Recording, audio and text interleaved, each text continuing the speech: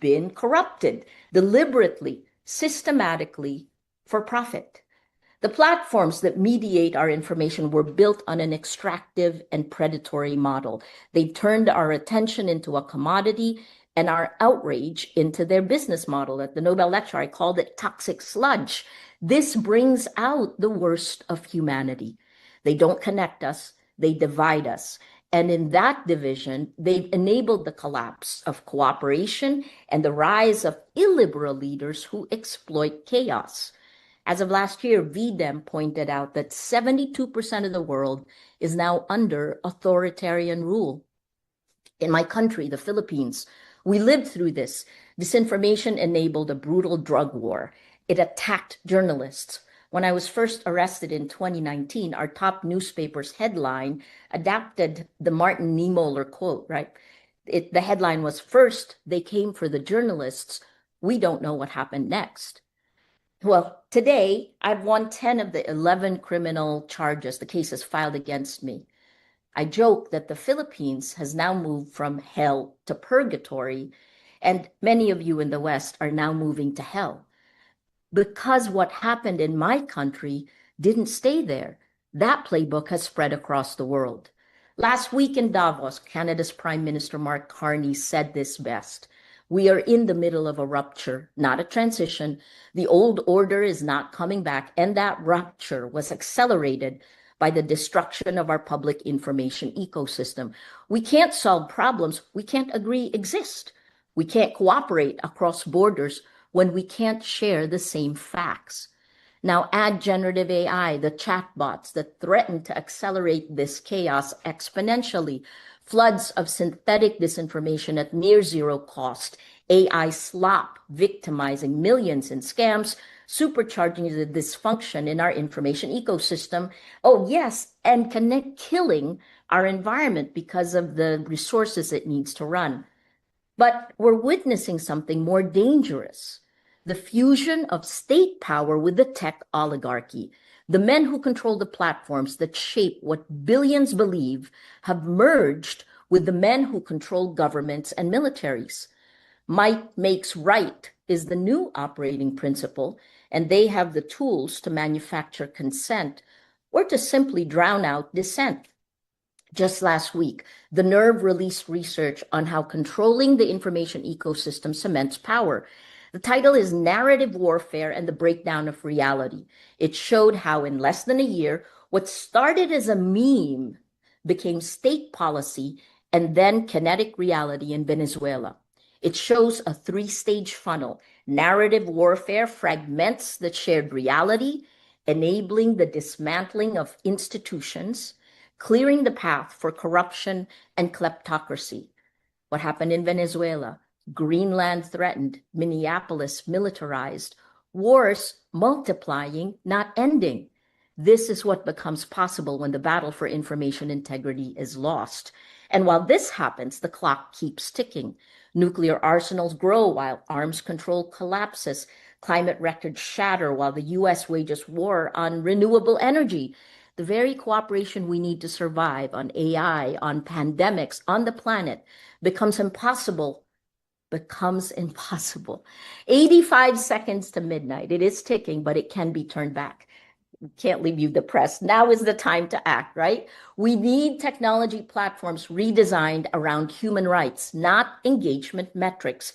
We need journalism funded as critical infrastructure. We need AI governance that prioritizes safety over speed. And we need middle powers, civil society, and citizens acting together because, as Canada pointed out, if we're not at the table, we're on the menu. Information integrity is the mother of all battles because you can't run democracy on a corrupted operating system. You can't turn back the doomsday clock when half the world doesn't believe these problems even exist. But each of you watching, what can you do? You can do a lot because narrative warfare targets the cellular level of a democracy. That's each of us, the citizens. We think three buckets: technology, journalism, and community. We need to demand better from these extractive and predatory tech companies and join public interest tech like our Matrix Protocol chat app. It's open source, federated, end-to-end encrypted. Support independent journalism and build communities of action. At the worst of times, we in Rappler turned to our communities. Our citizens demanded better. And today, the reporting of journalists in the Philippines, working with civil society, has helped put our former president, the guy who tried to put me in jail, Rodrigo Duterte, he's now in jail at The Hague, facing charges of crimes against humanity. It took a whole of society approach. The destruction has happened. We're standing on the rubble of the world that was. Now it's time to create, to build the world we want that is more compassionate, more equal, more sustainable. 85 seconds to midnight. The question now is not whether we can, the question is whether you will. What are you willing to sacrifice for the truth? Because the time to act is now. Thank you.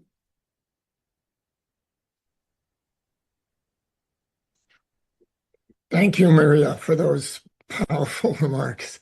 We'll now turn to the press for questions. Thank you. If you wish to ask a question, you may use the raise your hand function and your line will be unmuted when it's your turn to ask a question.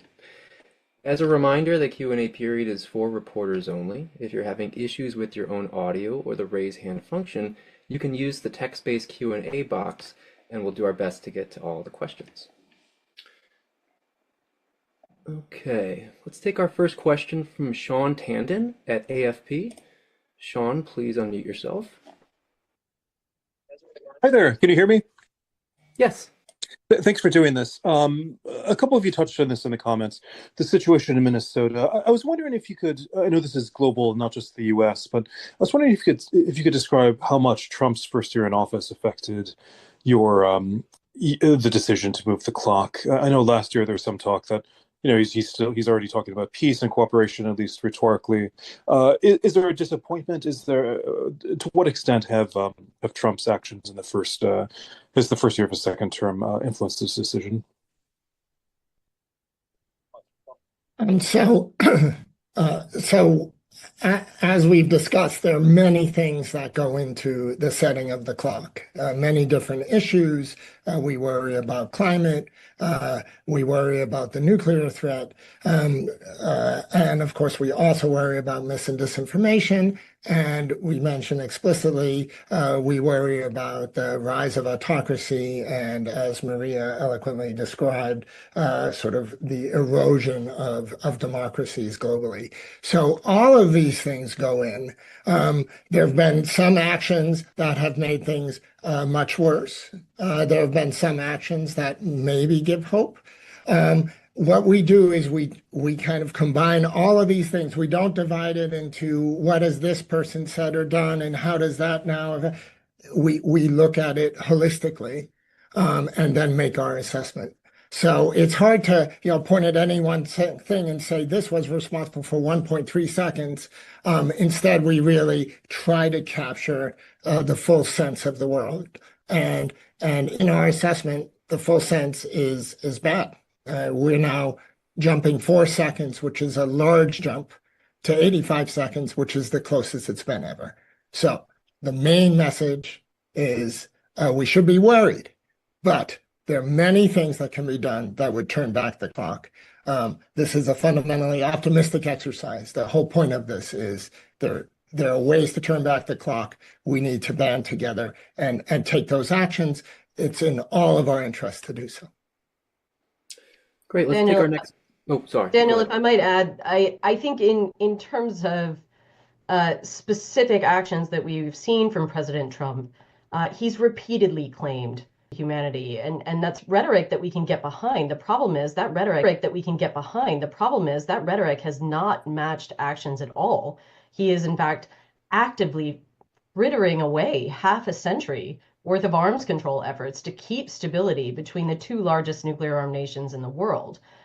He's been attacking the tools and technologies that can help us manage climate change, attacking science and academia, the very people who will help us find these solutions. So obviously, actions of this administration have affected the clock. But the Doomsday Clock is about global risks. And what we've seen around the world is an egregious failure in leadership.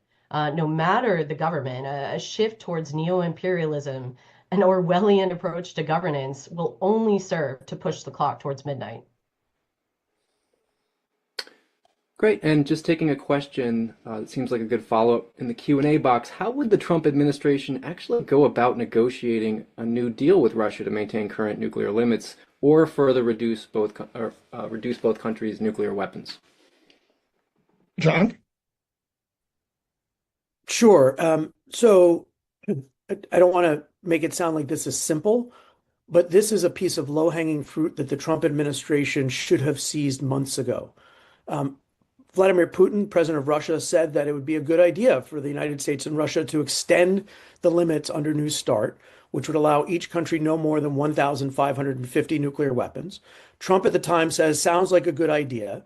And then there was no staff work. There was nobody tasked to actually go and talk to the Russians about this. When Vladimir Putin and Trump met in Alaska, it didn't even come up.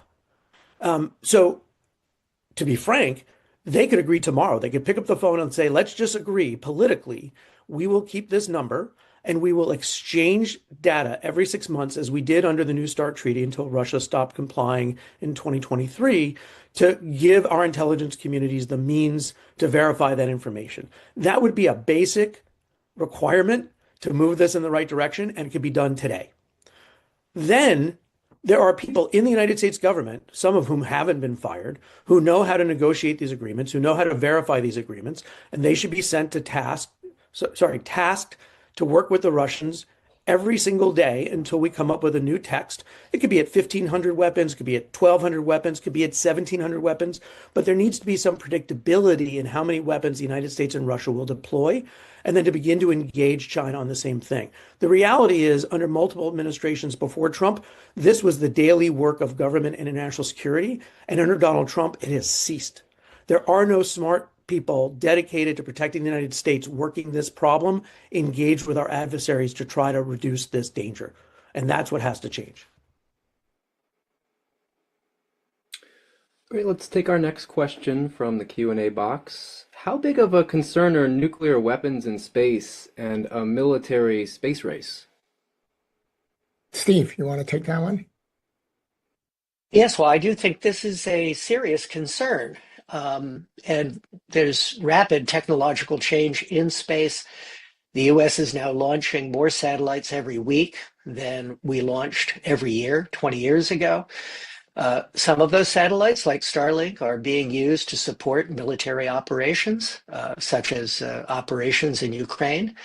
Russia and China have taken notice of that and have talked about how they might disable those satellites as the first act or an early act of war. And because there are so many Starlink satellites, perhaps one of the only ways to disable the whole constellation would be with a nuclear explosion. These concerns also relate to Golden Dome and President Trump's plan to put interceptors in space. That's another case where many thousands of interceptors would be needed, and Russia or China might counter that deployment by stationing nuclear weapons in orbit, by using nuclear weapons in space. So I do think this is a serious concern that has to be confronted. Okay, let's move along to our next question. It's from Barnaby Naburka from the Interwire News Agency. Barnaby, go ahead and unmute yourself. Barnaby, we can't hear you yet. Can you hear me? Yes, we can hear you now. Thank you. Hello, everybody. I have a question regarding autonomous weapon systems. The next generation of fighter jets, tanks, and vessels are being manufactured with similar technology to what we've seen with drones. So it's not just in terms of navigation and target acquisition, but even firing now is possible via artificial intelligence on board these weapon systems. And now I'd like to ask if the board is concerned by this trend and if they feel that the delegation of firing to algorithms is a potential risk with nuclear weapons now being involved. The short answer is definitely yes, we're concerned. Maybe, Steve, do you want to give a longer answer? Well, the concerns about the reliability and transparency and the understandability of AI algorithms is well known, well identified, and that's particularly acute when the US, China, and other countries are racing to incorporate algorithms into autonomous weapons that would use these algorithms to automatically identify and target forces on the ground. Rather than try to impose some guardrails on this, countries are rather racing to develop and deploy these capabilities. So I think we do have to be very concerned about their reliability, trustworthiness in actual use. Thank you. Let's go to our next question from the Q&A box. With the U.S. leaving the Paris Agreement, how do you expect the collaboration against climate change to shift? Inez. I think I agree it's the last three COPs, Conference of Parties, have not focused on emissions.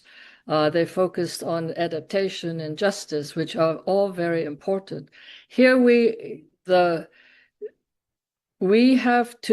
the private sector has been working independent of the government. Green technologies are mature and economical, and there's a lot of work in the private sector to transition. And it is much easier to use, for example, to plug in a car than to wait in line for the gas station. So there's lots of things that are happening which will drive the government into action. And I hope that the grassroots or the private sector and the governments can work together to see that it is a win-win for all if we go in the renewable energy and not rely on fossil fuels. Thank you. Moving along, another Q&A box question. In terms of biological threats, what are the top factors that affected your assessment, and are we prepared for another pandemic? Oh, sure. Yes. In terms of the top factors, I would say we were looking at the offensive biological weapons programs that are currently possessed by Russia and North Korea, and the suspicion that other countries have those as well, number one.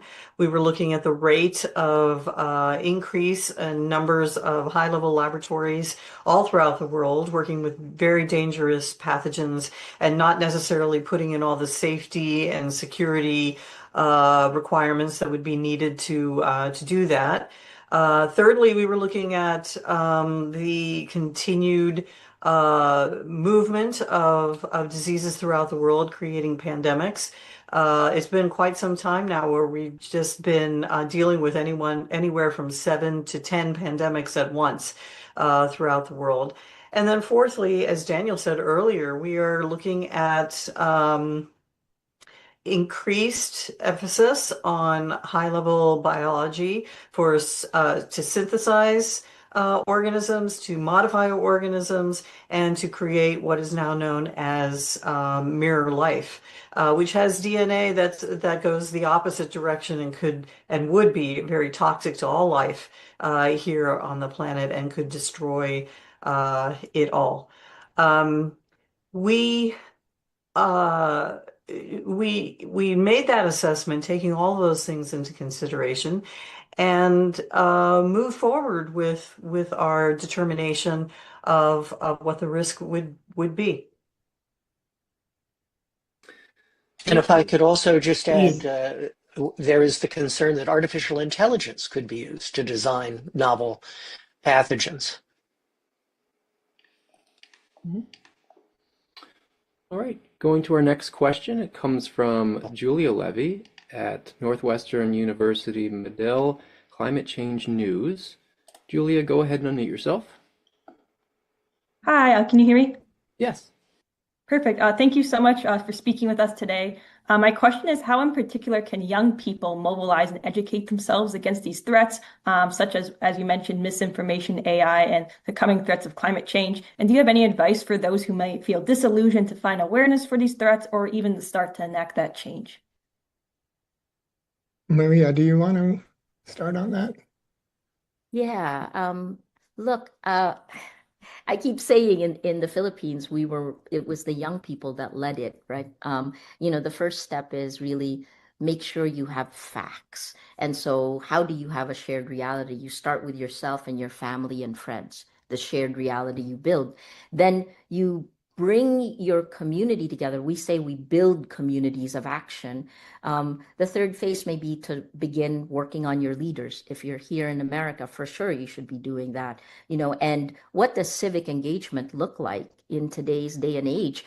I also would shift away from the word misinformation. I think that's something that tech lobby has done a lot to. The problem is disinformation when someone is trying to change the facts.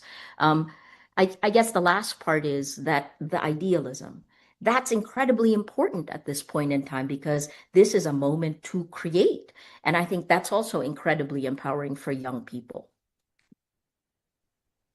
I want to echo that last point that Maria made, which is, this is a very complicated range of threats. But what that means is that there are many different ways to have impact. And the question of how you engage with these threats on a personal level, that's a deeply personal question.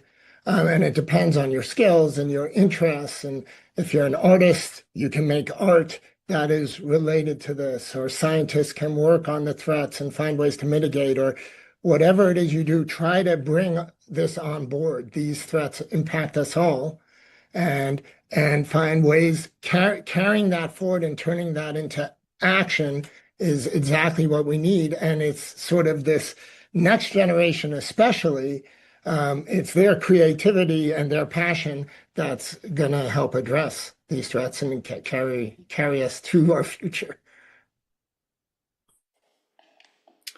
Great. Let's take another question from the Q&A box. Given the current dangerous directions we're on, where can we see a sign of hope that the clock can be turned back? Are there any practical examples of specific projects that could reverse the pattern if implemented? Positive notes, anything like that? Alex, please. Yeah, I think these problems can seem overwhelming if you simply focus on the volume, the scale, the interconnected nature of all these threats. But I think the thing to remember is these are human-caused existential threats. We created these problems, and thus we have the ability to fix them. And it can't be done all at once. There's no single elegant solution for any of the problems that we're facing, but these problems are solvable. So like Maria and Daniel said, simply availing yourself of the information, re-entering this conversation that, quite frankly, I think a lot of people have been happy to keep the public out of, is re-enter, get information about these threats, talk with your communities, with your civic groups, with your friends, with your families, ask your elected leaders at every level what they're doing about these issues. Every time we've been able to turn back the hands of the clock, it's been because we had scientists and experts working to find solutions and a public that was demanding action, a public that demanded to see these tools, technologies applied for helping humanity, not harming it. So whether it's getting back to the table on arms control agreements, demanding that our leaders go to the negotiating table, demanding that we take the steps to push back against climate change and extreme weather, something many people around the US at least are experiencing today. These are all things that we can continue to work on, but they won't go away just by ignoring them. And there's no doubt that the scale of problems that people face on a day-to-day level can be consuming. But if we get these problems wrong, nothing else will matter. So we need people to incorporate this into the challenges that we're facing, but together we can make a difference. Maria. Yeah, I think there are many success stories on every single one, but one of the things we need to realize is that our public information ecosystem will not give it to you. You have to actively create your shared reality so you find the facts. So you heard from the scientists here and the experts of the Bulletin of Atomic Scientists, but beyond that, once you have the shared reality, then you can act together. That's important for any democracy, right? And I'll use us as an example in the Philippines. By all intents and purposes, I should probably be in jail, right? Rappler should have been shut down. Our lawyers told us in 2016 we were crazy to keep doing our jobs, but we did. I think the last part we haven't really mentioned is values, right? Remember the shared values we have that brought us all together, that created this peaceful world. And then you move forward on that. So look, our shared reality in the Philippines, right? We now have the man who had brutally killed maybe tens of thousands of people. He was arrested in March last year. Rodrigo Duterte is in jail at The Hague waiting for a trial for crimes against humanity. And that is journalists working with civil society. Thank you, everybody. We probably have time for just one final question before we go to closing remarks from our speakers. Let's take this from the Q&A box. Today is actually National Day of Remembrance for Downwinders in the United States and the 75th anniversary of the first atmospheric nuclear test at the Nevada test site. And last year, the Trump administration floated the idea of restarting nuclear testing. What effect would that decision have on the Doomsday Clock? John. So we don't get into the business of predicting if the government does this or if that person does that, then the clock will change this much. We obviously had factored in the statements by President Trump that he was thinking about restarting nuclear testing, and then the confusion that was created. There's no doubt from my point of view as an expert that any country restarting nuclear tests would be incredibly damaging, both to the planet. We stopped testing nuclear weapons because it produces highly radioactive contaminated material, but also because it would be a serious negative impact on global stability and security. If the United States were to resume nuclear testing, Russia and China would rapidly follow suit. They would be able to make much more progress in modernizing their nuclear weapons than the United States ever could, because our weapons and our testing program actually was much more advanced when we shut it down in 1991. And so from a U.S. point of view, it would be a loss in security, but it would also normalize nuclear weapons, nuclear testing, and nuclear threats even more than they have been. And that can only be a step in a negative direction. There is no world that is better off when major countries are exploding nuclear weapons and hinting that these things are usable and that we're prepared to use them. That's just the basic requirement. You don't need to be a member of the Science and Security Board to recognize that as a negative development. Okay. That's all the time we have for questions, and we're going to go next to closing remarks from our speakers. So thank you all for your questions. I'd like to give my colleagues a chance for brief closing statements. Alex, why don't you go first?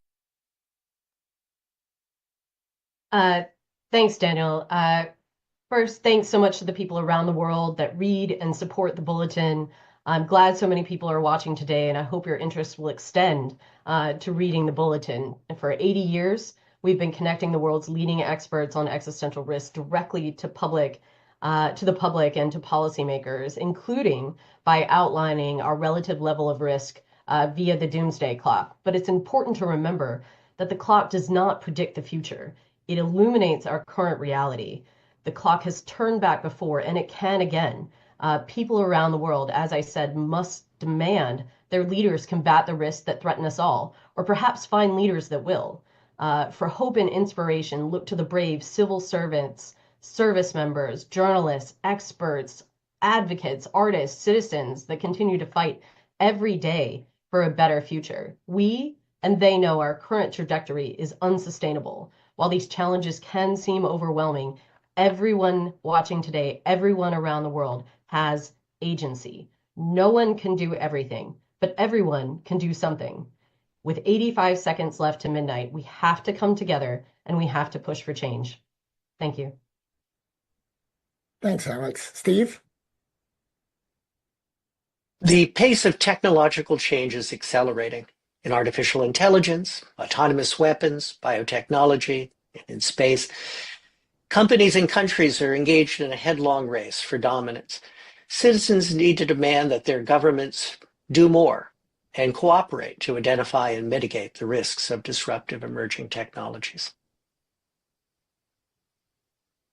Thanks, Steve. Inez? Well, civilization is in transition from one that's powered by fossil energy to one that is powered by renewable energies. Much of the technologies for renewables are mature and affordable.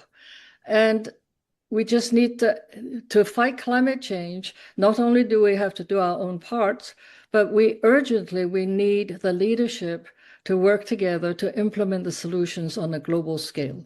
Thank you. Thanks, Inez. Asha? Yeah, I would say that just the way disease is pandemic and all around the world, people who can do something about these issues, including disease, are also all around the world. We can do a great deal if we work together and if we figure out what our common areas are of concern. We can shape the global future. We can do that. We do it every single day. We just have to get organized and get on top of it. But it is possible. It is fully possible. We just have to make it a priority and move forward. Thanks, Asha. John? We've talked about how overwhelming all of these threats can seem and how it can lead people just to tune out. Too big a problem. I just can't solve it. The reality is that all of these problems are solvable. These are all human manufactured problems, and we have both the technology and the capability to reverse them if we make a commitment. Just as an example, the United States is going to spend $100 billion this year modernizing and building new nuclear weapons, and we're not going to spend 1/10 of 1% on that in pursuing technologies to verify the elimination of nuclear weapons. My old boss, Joe Biden, used to say, show me your budget and I'll tell you what you care about. We're just not trying. And the people need to demand that the public effort, that the government's efforts are sufficient to address the threats that we face. Thanks, John. Maria? Information integrity, knowing the difference between fact and fiction, that is the mother of all battles. Shared facts are the operating system of collective action, and that system has been corrupted. The threats you heard today, nuclear, climate, biological, technological, none of this can be solved by nations running on separate, incompatible realities.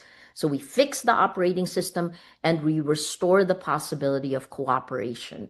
That is where hope lives. That's where my hope lives. That's where we must fight. Thanks, Maria. The Doomsday Clock is now the closest it has ever been to midnight. That is the bad news.